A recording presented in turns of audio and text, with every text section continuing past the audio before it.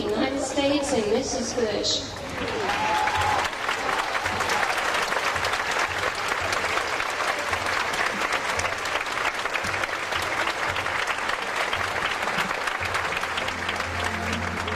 I now lift my pen to sign this Americans with Disability Act and say, let the shameful wall of exclusion finally come tumbling down. God bless you all.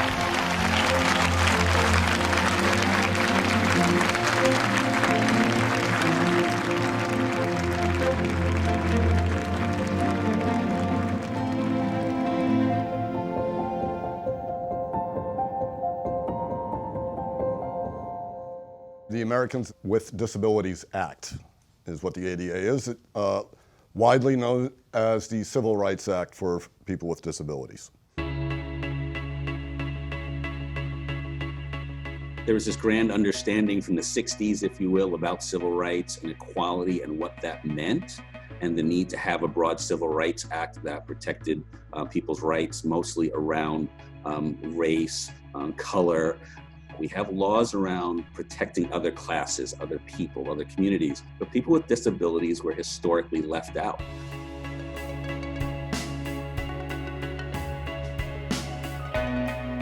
"30 years on, it feels like it's been forever, and it feels like it was yesterday. It's amazing to think of a time when it was legal to withhold a job from someone because they had a disability, or that you could be denied service by a business or even your government because of who you were.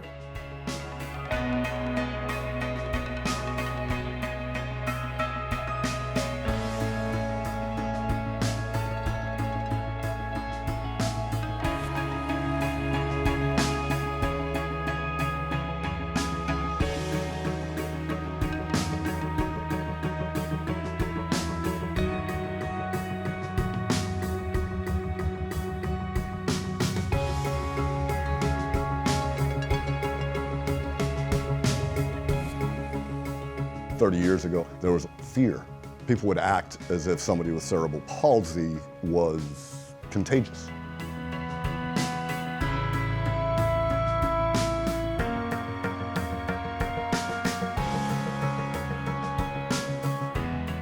The biggest change the ADA has had on our society is actually threefold. There isn't a single piece of this. One is the mechanics. It's the physical space. It's buildings that are accessible. It's ramps. It's curb cuts.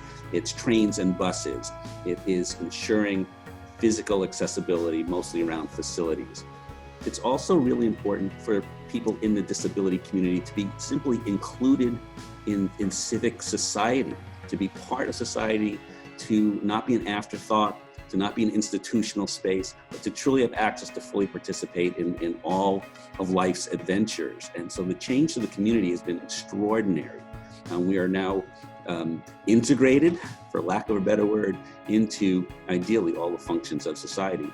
And then third, the ADA, I think, really changed the landscape for people without disabilities. It helped people understand who we are, the diversity of disability communities, and again, that we're really just the friends, neighbors, and family that we should all be participating with together. What I think has shifted is the perception of people with disabilities by the American public. There's a lot more general sensitivity about how to interact with folks with disabilities. The number one thing, understanding they're just folks, right? We're trying to combat ableism on a grand scale. And this just goes back to, again, every classic civil rights argument we've had in this country. You have to allow and facilitate all communities to participate in America. And that's what the ADA is about.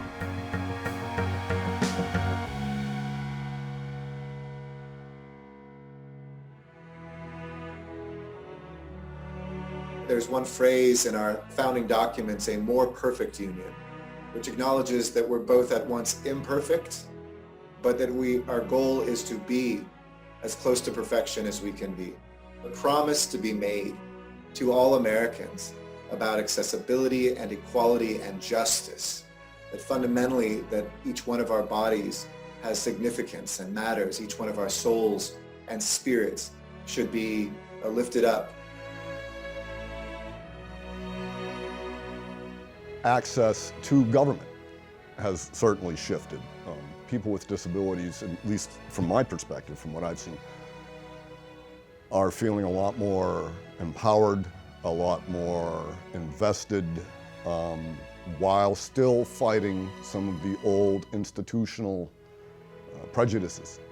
And while they're still treated often as less than first-class citizens, I think we're starting to see a shift where people are starting to understand folks with disabilities have a disability. That's it. They can have the same discussions, debates, arguments, concerns, issues, worries that anybody else has, and is therefore has an equal place in government, in our democracy. One of our top priorities here at the City of Los Angeles is addressing accessible communication. Again, folks tend to think about physical accessibility, ramps, doors, etc., but making sure that our websites are accessible, that every document or communication that a city government sends out is accessible to people who are blind, to people who are deaf. It's a matter of technology that we're moving forward with very quickly. We're very proud that we have video remote interpreting, which is sign language interpreting for people who are deaf or hard of hearing at many city counters, literally hundreds of public counters across the city.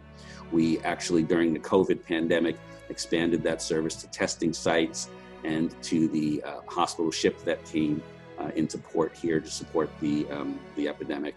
I would strongly suggest that if anybody has any questions, go to disability.lacity.org.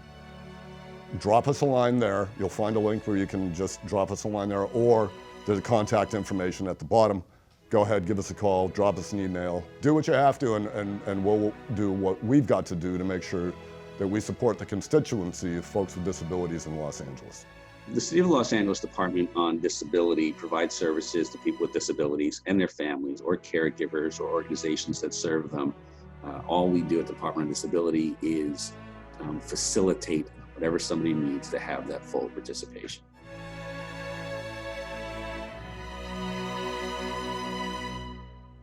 Good afternoon, everyone, and welcome to the City of Los Angeles commemoration of the 30th anniversary of the Americans with Disabilities Act. The Amplify Our Voices panel is one of two panels we're putting together for the City of Los Angeles commemorating the 30th anniversary of the signing of the Americans with Disabilities Act. To make sure that people get an equal opportunity. Remember that these are your entitled civil rights. Their assistive technology is very much a part of them. It's like a body part. It's really important to me to make sure that I can reach my students who may have some challenges.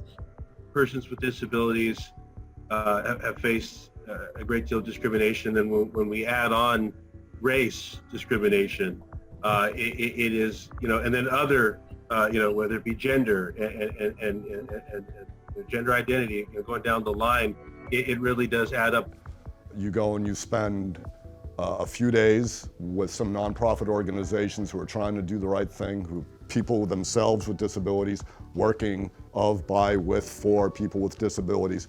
You'll start to understand the sort of passion that led to the signing of the ADA, that led to people with disabilities climbing up the stairs of the Capitol building. People with wheelchairs left the wheelchair at the bottom. You'll understand why people would put themselves in front of buses because they weren't allowed to get on the bus with a wheelchair. They couldn't do it. You start to understand the passion that runs very strongly and very quietly in the grassroots of the American public with disabilities. Full inclusion is, I think, still a long way off for people with disabilities in our society. Too many systems come to deal with accessibility as an afterthought, and that's really profoundly disappointing on one level, but also a great challenge for us in the disability community to make that kind of change. We should never build something, create a program, respond to an emergency without ensuring that every aspect of what we're doing is accessible. Literally every aspect. Cross street with caution. Vehicles may not stop.